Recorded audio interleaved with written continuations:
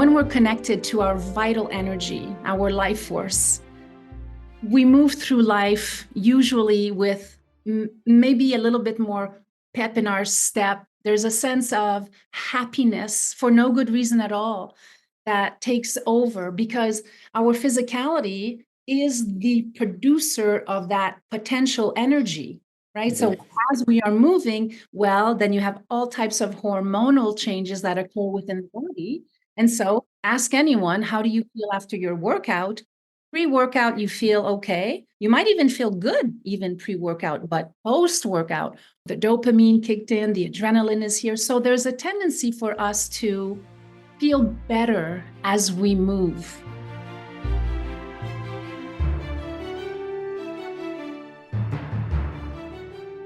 Welcome to the MINDTRX podcast with breakthrough ideas to live your best life possible and how to make it happen. I'm Paul Scheele, and today we will be joined by Anne-Marie Duchêne.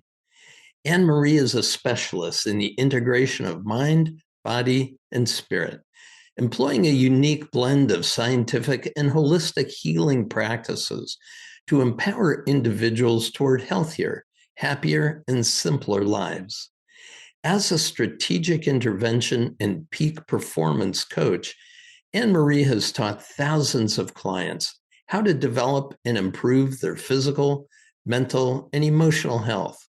She offers innovative coaching programs and hands-on body work grounded in the Duchêne Method, which fosters mindful communication and personal awareness.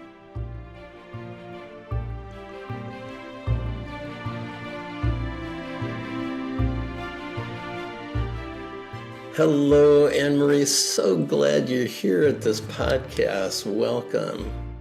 Thank you. You know, I've absolutely adored our time together, getting to know the depth and the breadth of your work. It's a powerful journey that you've had.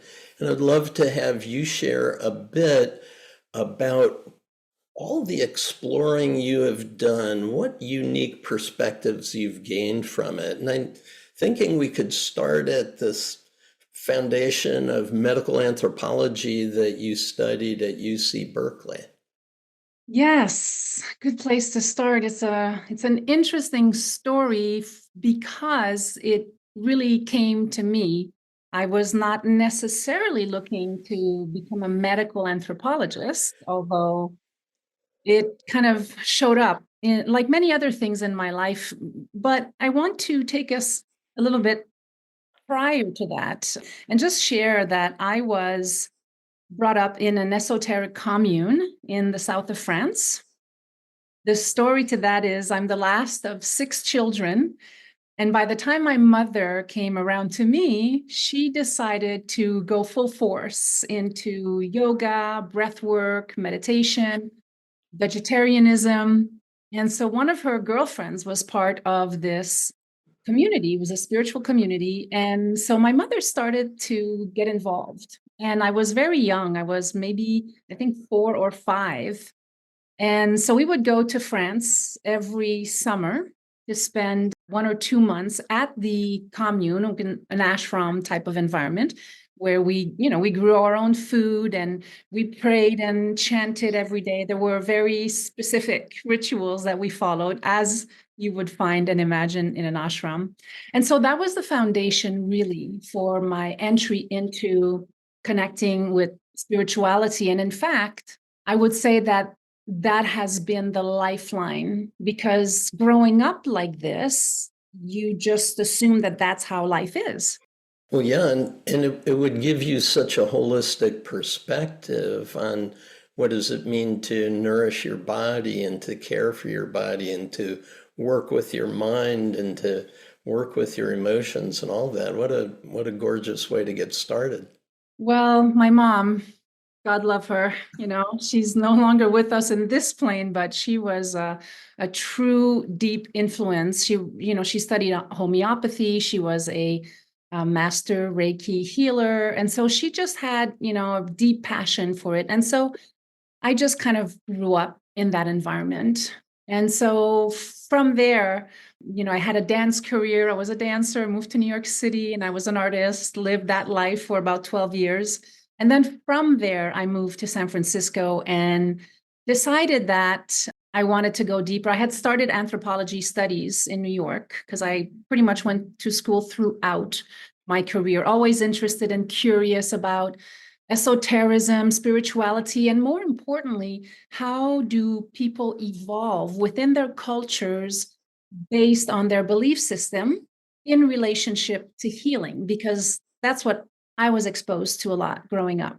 Okay, so that I think you've just defined what is medical anthropology because I really had no idea what that even meant.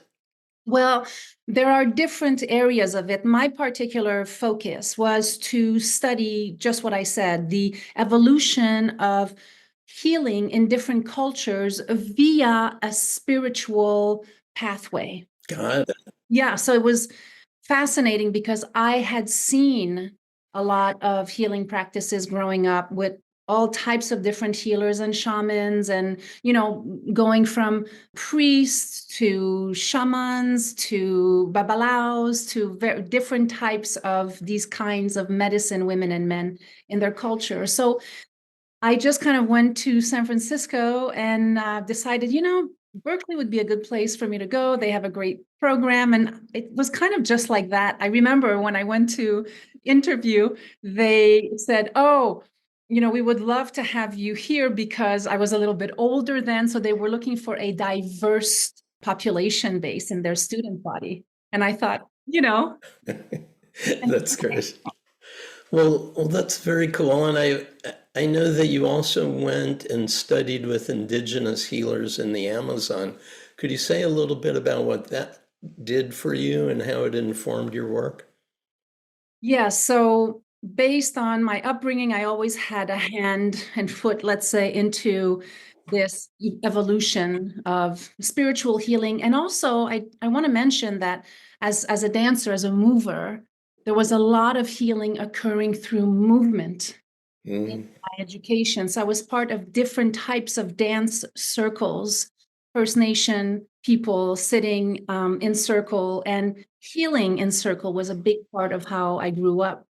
And so it wasn't just the idea of this healing, and certainly not so much through talk, but through movement and to allow for energetic fields to emanate, evolve, and to become more aligned with the subtlety of feeling energy around us. Okay, so when I think of dancers in the West, as we've come to know it, I think of it as a very punishing, very difficult, very hard and impactful, physiologically impactful activity. But I hear you saying that the kind of dance that you did was really oriented in a very different way. How did you bring that into a more Western way of thinking?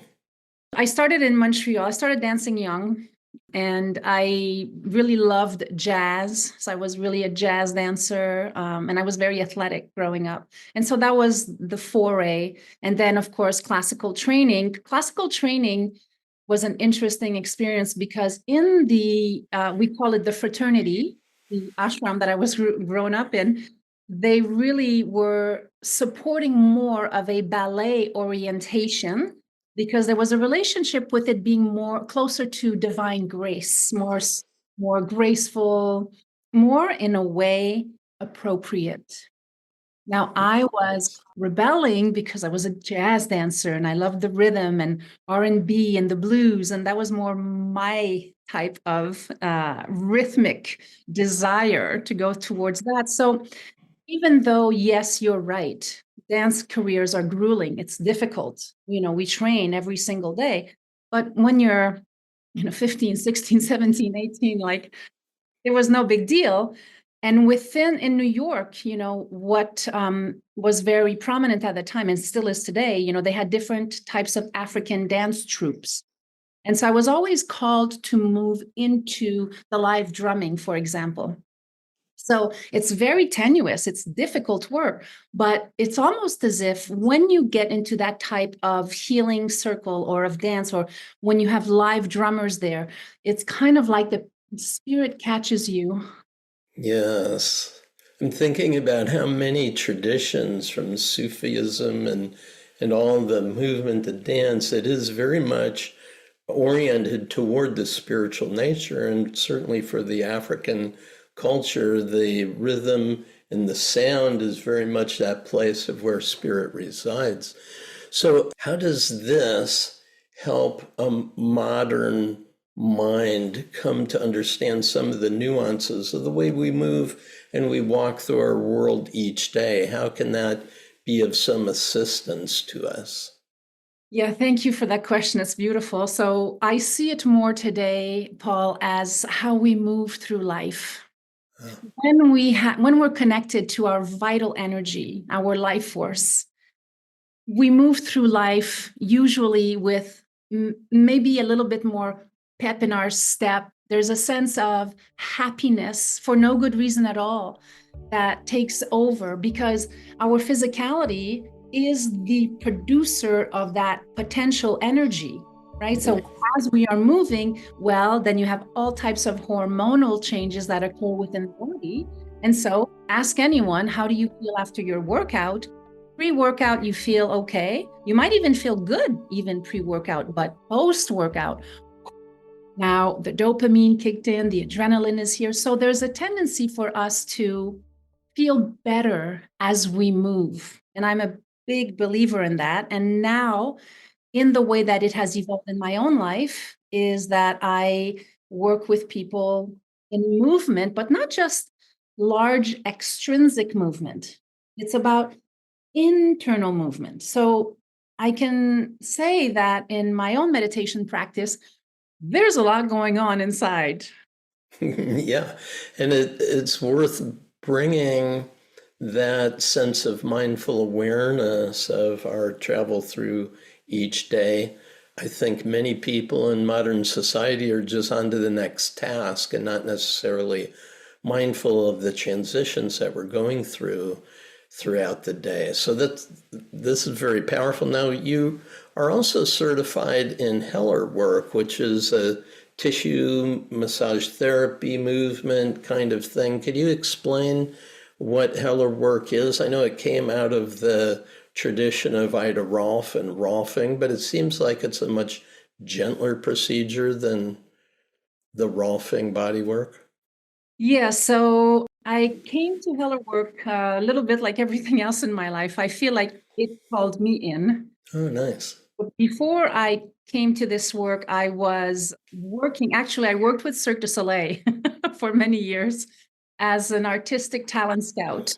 And I would travel the world and look at artists and then audition them and hire them for specific profiles on the Cirque du Soleil shows.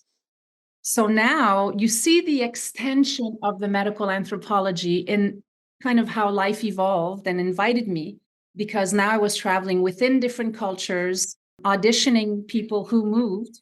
Artistic profiles with Cirque du Soleil were particularly dance, vocal singers, and also clowns. And so I got a real great education in how different cultures move within their own craft. And all of it has a thread to this, what Julia Cameron would call our vein of gold. There's kind of this energy. So I remember specifically Cirque du Soleil was offering me a promotion after several years. I was working with them for 10 years almost. And someone, a good friend of mine, gave me a gift certificate for my birthday to go get a Hellerwork session. And I thought, I've I've been around a lot of bodywork healers. I was like, we'll see.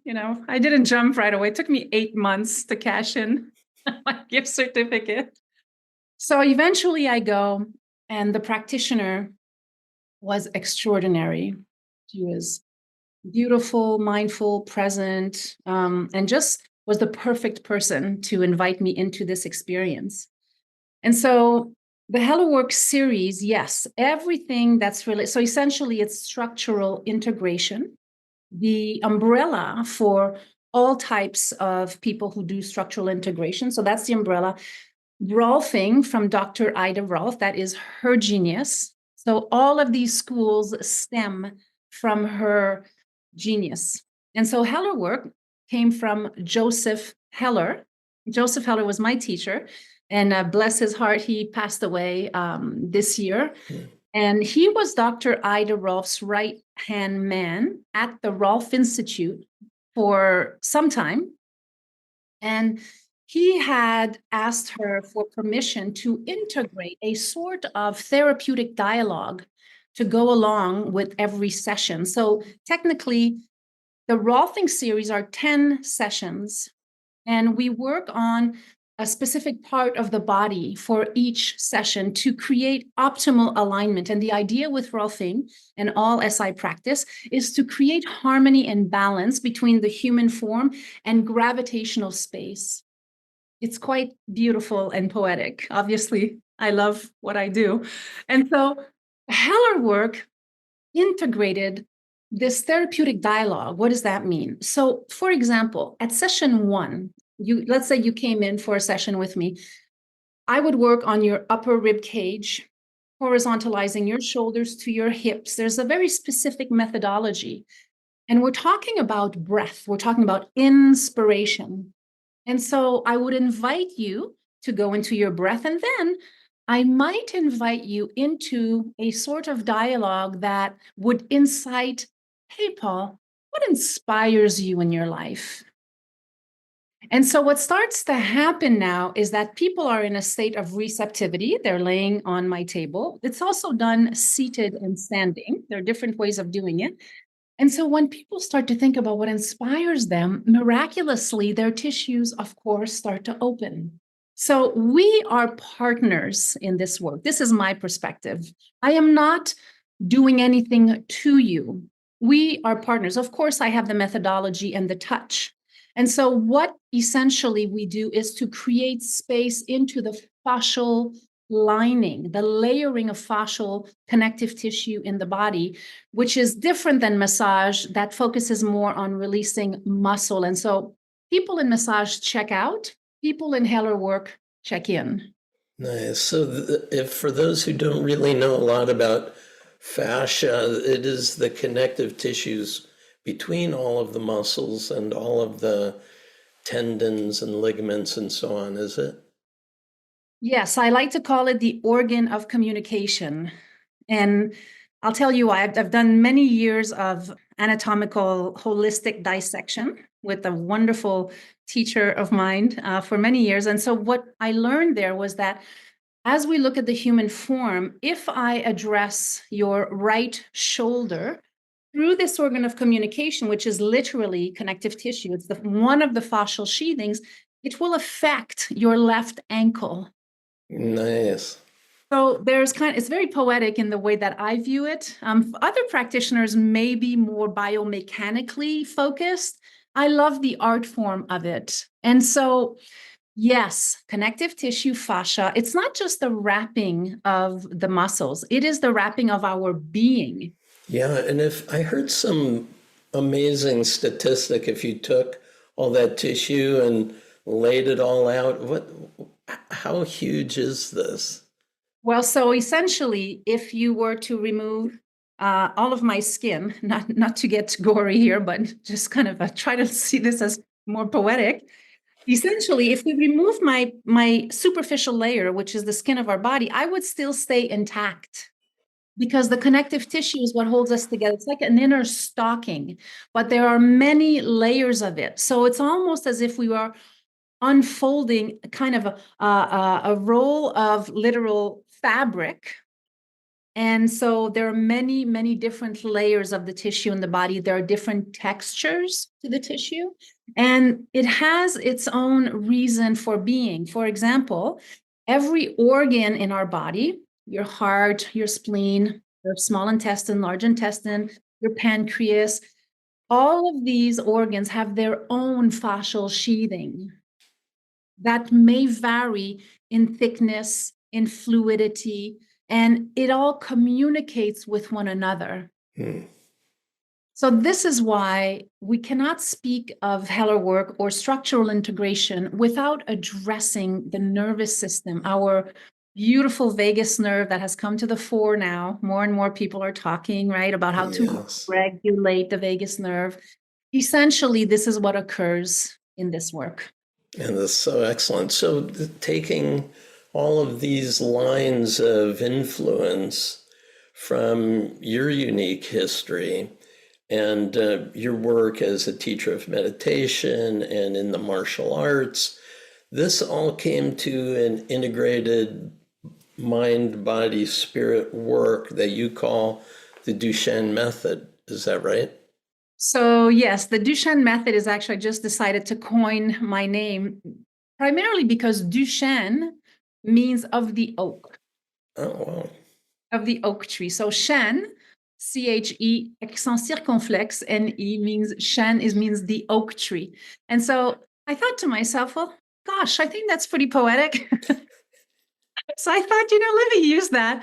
And essentially, what I'm still developing with the Duchêne Method is really more of an invitation toward mindful communication through the body, through the mind, and through verbal communication.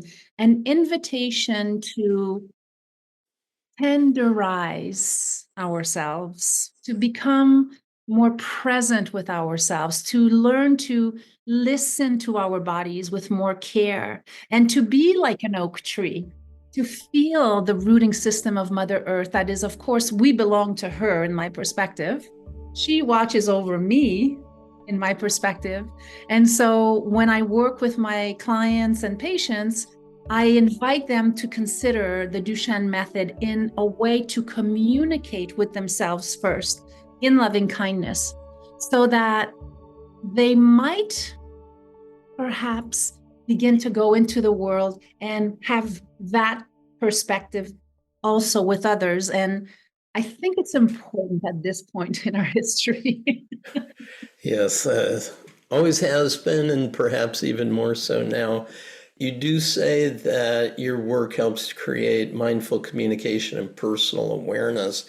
Are there some markers that you can offer to our listener of what we can do on a daily basis to bring a sense of mindfulness and this kind of awareness into our daily activities?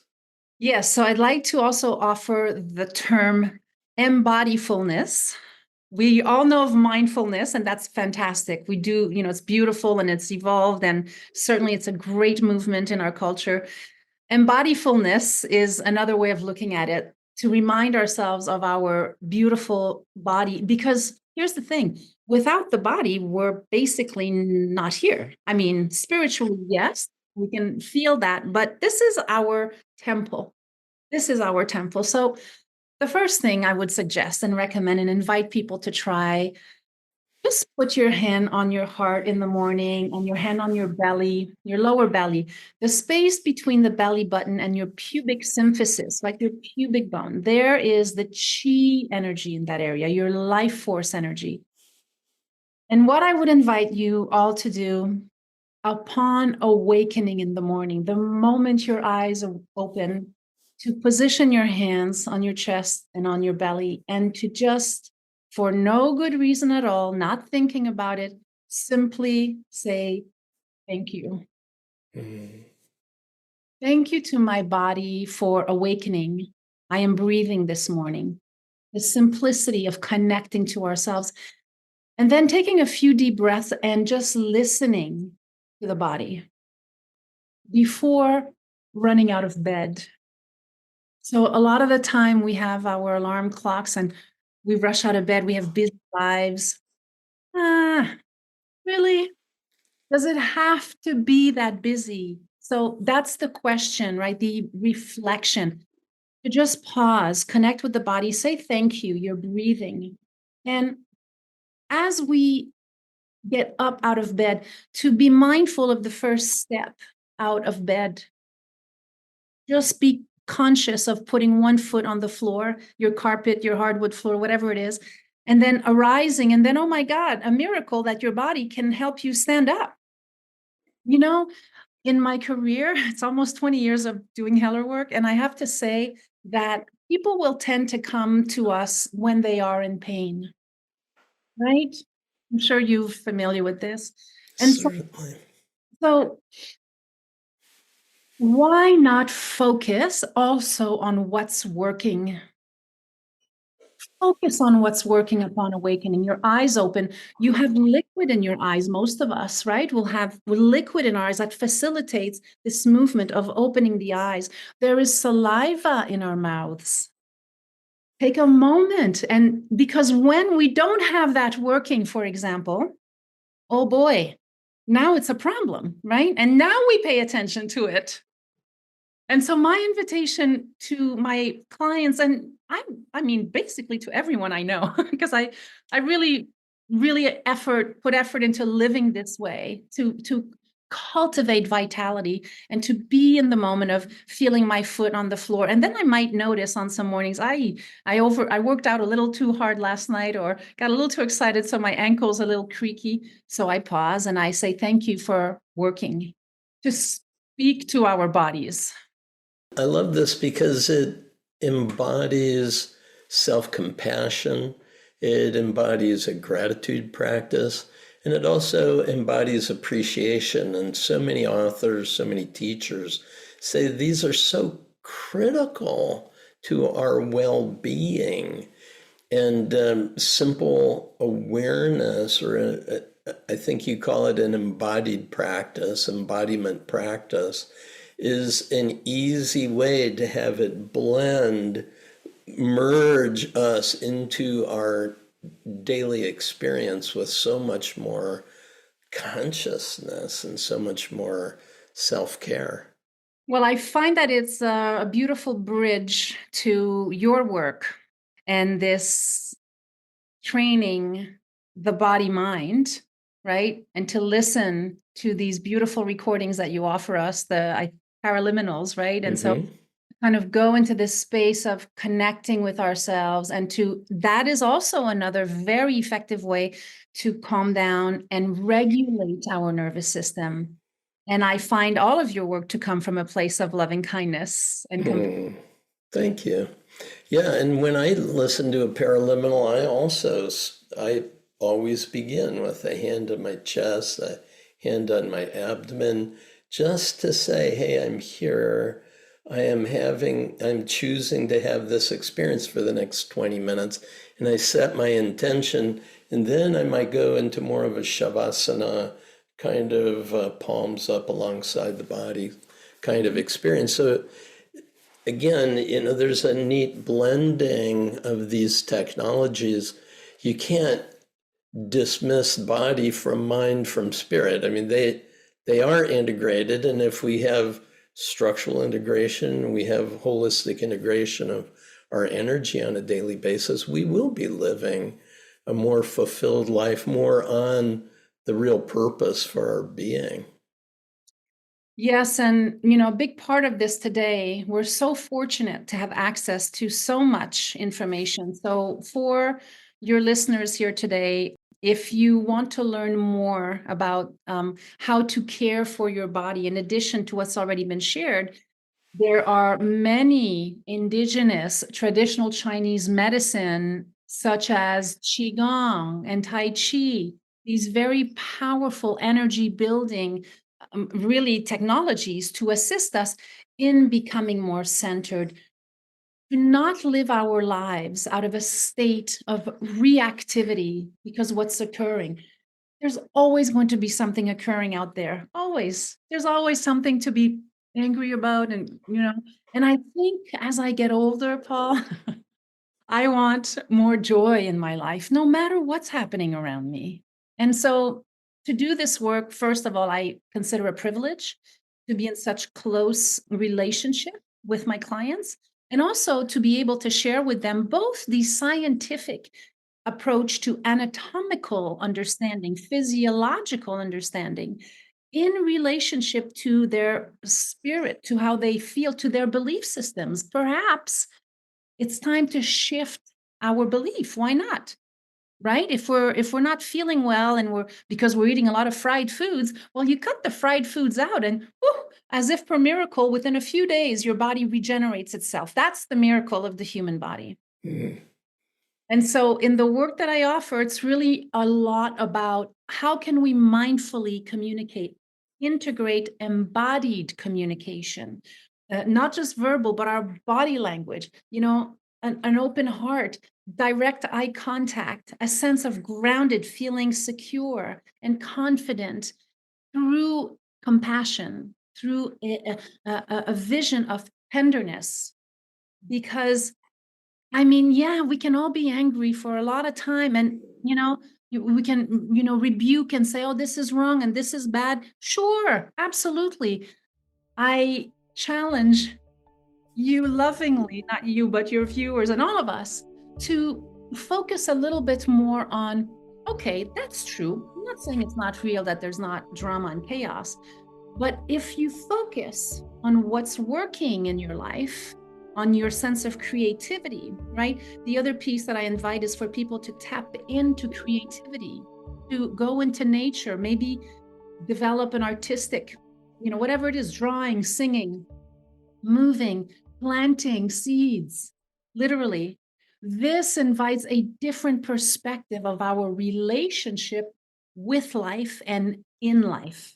Yes, in fact, yesterday I was teaching a workshop to a group through the Unity Church here in Minneapolis. And I was talking about our access to higher wisdom through an intuitive connection. And that's many of the things that you're saying I was talking about yesterday in the workshop. Having a journaling practice, working outside in the garden, taking walks, communicating with nature. And it really does hook us into this field of intelligence that's around us, within us, and always supporting us. When I do a simple drop-in meditation, I always invite people to recognize that the heartbeat and the breath are the very demonstration of the life force energy that is here supporting you. How often do we recognize it? Do we connect with it? Do we engage it to remind us of our place here in the cosmos? Yeah, such beautiful words. It's, what always fascinates me is the actual simplicity of it all. Mm. Simple, simple. Let us return to a place of simplicity within, to observe, to look up at the sky, the blueness of the sky. Because when we don't have it, again, if there's a fire, like recently, I'm in the New York City area, and we had fires actually in Brooklyn, in Park Slope, and in New Jersey, and we can smell the fire, and also the sky was inhibited, right? It was darker. And so we immediately, our bodies react to this because there's a little bit of like, oh my gosh, what's going on? And so appropriate reaction. And so to go a step further and to connect to our higher consciousness on a daily basis, to be thankful for the most of the time, big part of the time, our sun, the sun rises, the sky is blue. There are trees, there are birds, there's still this type of life around us that helps to, all of these things help to regulate our nervous system. Yes. Well, as we finish up or try to bring to a close this holistic approach you have for all of us to live, you refer to your work as helping people find inner peace, embodied practice, and self-understanding. And I think that each of these in and of itself can be a study.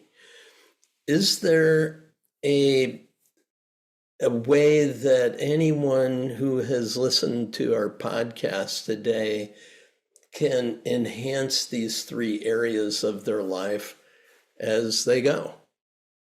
Yes.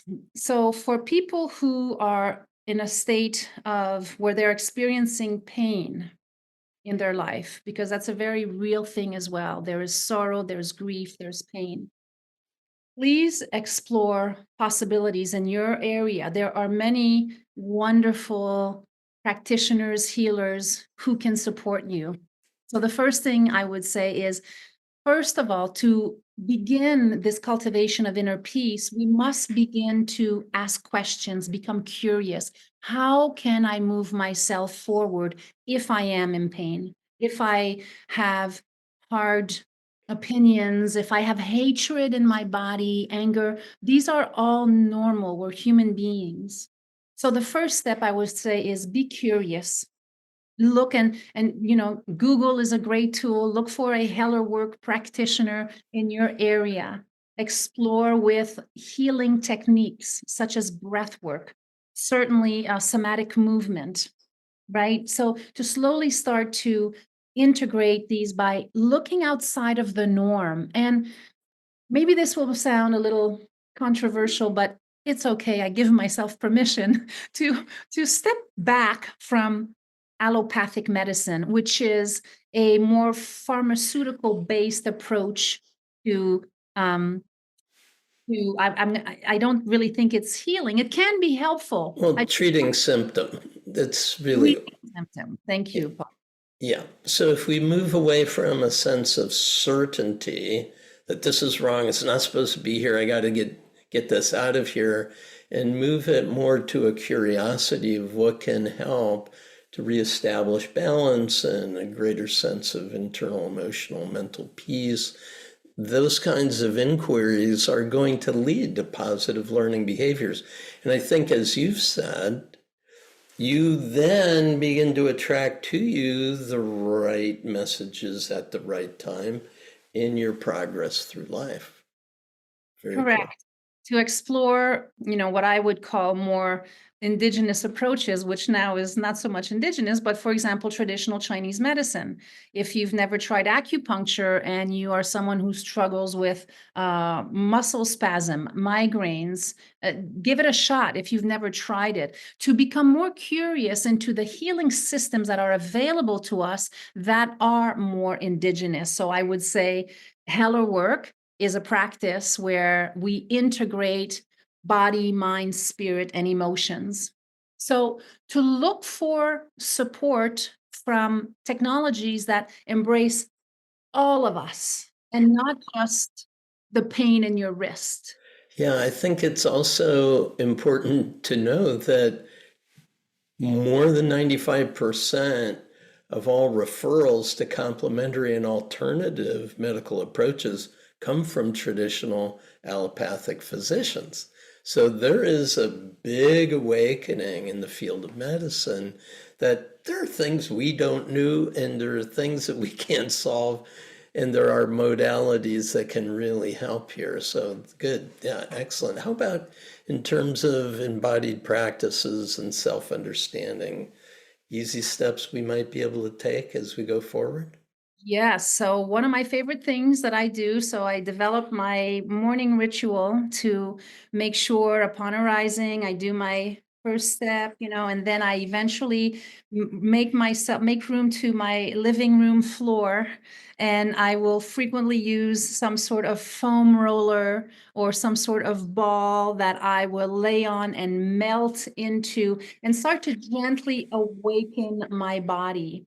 So I would start on the floor. And so this embodiment practice of using these types of tools, you can also do it just through gentle stretching, which you can call somatic movement. Somatic just means of the body. So, to do these gentle, it doesn't have to take a long time, 10, 15 minutes in the morning. This also gives us a chance to connect to ourselves. So a little bit of stretching, rolling around on the floor. If you're using a foam roller, fantastic. If you're using balls, great. Notice where there might be areas of tension in the body and simply breathe through them. Such simple, basic things to do. And I promise you, and your readers, I promise you that you will actually feel better. That's nice. I do have a morning practice where I roll around on the floor as well, sit in meditation, and midday I do spring force Qigong. And, these kinds of ways of starting the day, punctuating the day, really bring us back to center. So these are all beautiful. And how about our ongoing self-awareness? Any final thoughts on that? This has been very enlightening. Yes. So self-awareness, how do we become more self-aware?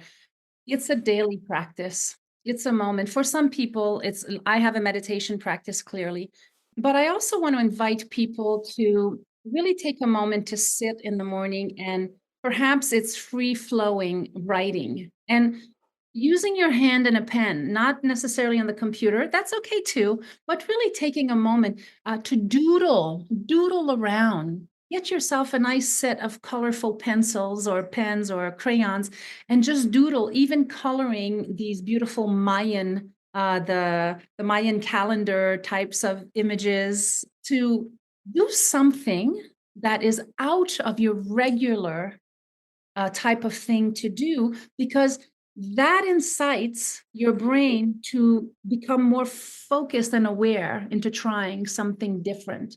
The other thing that I would say for awareness, something that was very helpful to me when I was going through a more difficult time in my life, was to actually volunteer to go into my community, to work with different people in different economic backgrounds and to support them through helping with the food kitchen, even with my neighbor who's elderly, to go help her. Why does that help us in awareness? It takes us out of our egocentric self about me and my problems and my life, and opens up my heart of compassion. And so we can all find time to support someone in our community, to look for them. Here's the curiosity piece. Look for them. And then this helps really to develop a much more beautiful, grounded sense of personal awareness. And you realize, for so many of us, oh my God, how fortunate I am, how blessed I am that I have so much abundance. So it's not just yes, certainly reflection and contemplation, meditation, classical music, something that will help to bring your awareness here. But I found the most effective way for my awareness to evolve was to help others. That's so beautiful. Thank you for shining such a gorgeous light into the world. I really appreciate you and all that you're doing. And I do want to say shout out to your YouTube channel for people to see some of those movements, or your Instagram posts. You actually do share some very simple movements that can help anyone every single day. Any further resource that we ought to, it's on our MINDTRX podcast, how to get a hold of you and all of that. But is there anything in particular there that might direct people to? Yeah, so certainly my YouTube channel, Art of Alignment Academy. Everything is about Art of Alignment. So Art of Alignment Academy, my website, there are several blogs, information about my work, but also some links to other types of important work. I do believe that sharing is caring. And so if you go on my YouTube channel, I offer some somatic movement practices, of course, on Instagram. I'm on Facebook. I'm also on LinkedIn. I'm pretty easy to find via social media. And finally, if you really want to get into the inner circle, to join my newsletter. There is where I really share about upcoming events. I have a reset program that's starting in January, and a pilgrimage to India in April of 2025. Oh, wonderful. Beautiful. Thank you so much, Anne-Marie. It's just a great pleasure to be with you. Peace and blessings. Thank you, Paul. Peace and blessings.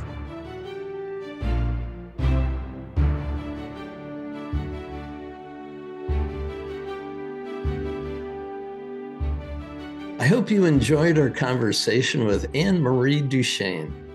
You can learn more about Anne-Marie at artofalignmentacademy.com. And now in the second part of the podcast, it's just you and me. I'll tell you how to use the Paraliminal sessions in the MINDTRX app to easily handle obstacles and move toward the success you want, especially as it relates to Anne-Marie's message.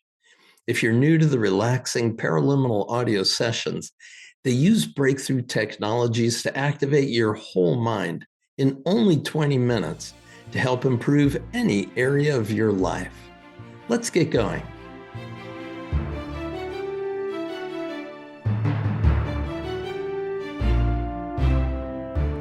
Hello, and welcome back to this ongoing part of the conversation I had with Anne-Marie Duchêne and her work in aligning, this whole art of alignment concept.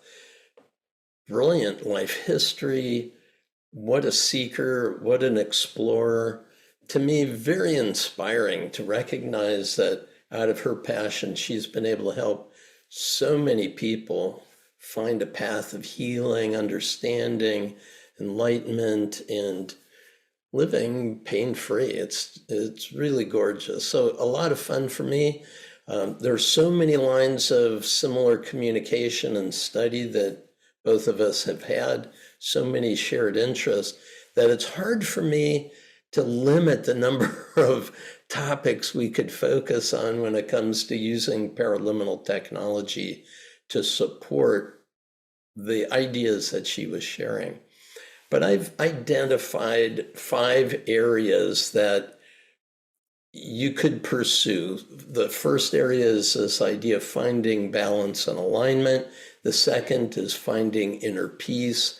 The third is embodied practices, and then self-understanding, and finally mindful communication. Now, I could put a lot of paraliminals in each of these. I'm supposed to only share 1 or 2, but I'm going to give you 2 or 3 in each of these areas.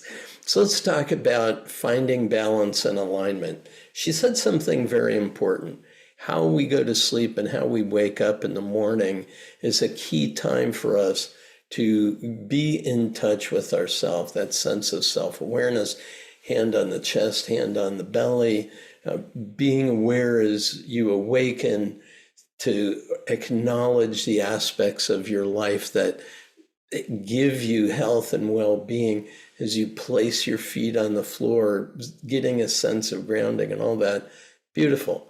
I think as we go to sleep and as we wake up are 2 of the most crucial times for us to connect with ourselves and to a deeper source of energy that's supporting us to be here in this human existence. So I think that the sleep deeply, wake refreshed paraliminal is the perfect bookend to help you do a lot of what Anne-Marie was suggesting. Secondly is this idea of recover and re-energize. And certainly when we have a stressful day, or when we're shot out of a cannon, or when for whatever reason we're overcome by a lot of emotions of what's going on, physically, emotionally, mentally, whatever it may be, the recover and re-energize paraliminal will help you gain from whatever your life experience has been. And it brings you back to center. So very helpful in terms of finding balance and alignment. And the second area is the area of finding inner peace. She said something very important to me. It's this idea of taking a simple approach. And there is a paraliminal called simplicity that may help exactly in that area, because we begin to look at what are our priorities today. And when we simplify, when we do give ourselves some time to just connect with ourselves before dashing off into our very busy and important lives, but to be able to really center in, I think simplicity is a wonderful message and a wonderful level of support for you. The second paraliminal is gratitude. She did speak quite a bit about appreciating what you do have, just the way it is. And you can do that by serving others who are less privileged or are under-resourced in comparison to how resourced you are. This idea of finding something to be grateful for, whether it's your heartbeat or whether it's your breath or the fact that you can stand up when you get out of a chair or a bed, all of these are things for which you can be grateful. And remember that what you appreciate, appreciates. So you'll get more of what you reinforce. Powerful idea for finding inner peace, simplicity, and gratitude paraliminals. The next area is embodied practices. And I kept coming back to it because it seemed like a little bit different approach that she takes. She actually called them embodiment practices, which is great, a way of getting more embodied in this human experience we have. And in this, I found two paraliminals that could be quite helpful. One is called conscious time, which when you listen to it, it establishes for you that which it is you're choosing to invest your time today. What are you choosing to invest your time in? Time is not something you can save. Well, there's time-saving practices. No, you can't really save it. You can't put it in a bank account and hold it for a rainy day. It's got to be spent, and how you spend it is what's key here. So play with that. It's a very interesting way of considering what is it that I'm choosing to embody in my day today. Second one is self-discipline. The self-discipline paraliminal says, I know this is something I need to add to my life. I am going to be a follower of this way of thinking, feeling, or being. And in that, the self-discipline paraliminal can help bring an additional level of focus and energy toward that which you believe is going to make a big difference, whether it's a journaling practice, as Anne-Marie suggested, or whether it's a yoga practice, meditation practice, Qigong practice, martial arts, whatever it might be. But this idea that you are going to follow a pattern that may be unusual for you, and you'll discipline yourself to stay on that path, to follow that until the breakthrough, the insight really comes through. I found it exceedingly important for me as a way of keeping me on track, especially when, for whatever reason, I've drifted off track, right? Really helpful to bring me back into focus. The fourth area is called self-understanding. Well, I think a lot of the paraliminal technology is devoted to understanding yourself and your resources, that which you have to bring into the world. I've selected three specifically around the ideas that Anne-Marie was speaking about. The first one is the Self-Esteem Supercharger. I put a lot of value on this one because it does help us to recognize that we're always doing the best that our current awareness permits. And if you're not getting a result you want, beating yourself up isn't going to help. Self-compassion is. So the self-esteem supercharger really is like a love letter to yourself. It's recognizing that this isn't something that you get by being better, doing more. It's really your relationship with yourself. Very helpful. Second is a paraliminal called Finding Yourself, which takes you through your entire life history and brings you more in touch with your life purpose. And the final one, Self-Actualization, which follows the idea of the hierarchy of needs that Abraham Maslow has, but then expands into a higher level called beyond self-actualization and self-transcendence. It's a beautiful way of taking a look at that which you value most, how you have devoted your time, and what it is that is your next evolutionary step. So all of these would help in the area of self-understanding, self-esteem supercharger, finding yourself, and self-actualization. And the fourth and final area I'm going to recommend that we play with is this area of mindful communication. Now, Anne-Marie suggested that when we are mindfully communicating with ourselves, that's going to have an influence on how we interact out in the world with others. We didn't spend a lot of time talking about with others, so I want to suggest a couple of paraliminals that focus a bit more on our relationship with ourselves, which then moves into an influence. It has a positive influence on our relations with others. So the first one is called active listening. When you do practice active listening with another, you're actually learning to be more patient, more present within yourself. And being patient with yourself and compassionate with yourself is also an embodied practice that will help mindfully communicate with yourself as well as others. So active listening, it's a really fun one. The second is called creating sparks. This is the idea that who we are as an energetic being is always interacting with the energy field of other energetic beings out in the world. And so to be aware of what it is that we're embodying and to really have a choiceful communication with how we use our energies, especially in our interactions with others, quite profound.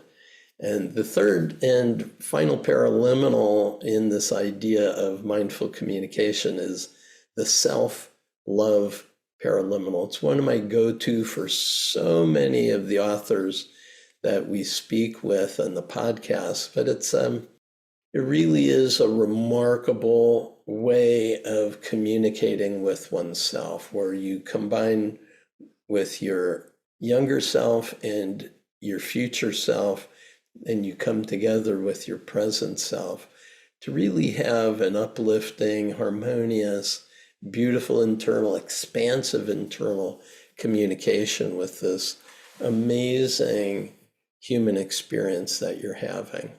We live in life in a sequential timeline, but in truth, time is a construct of the human mind, and everything is really happening in this now moment. So in this now moment, you can be at peace. You can be self-compassionate. You can be more loving in the world as well. Enjoy these paraliminals. I hope you enjoyed the conversation I had with Anne-Marie Duchêne, and I'll look forward to being with you in a future podcast. Bye for now.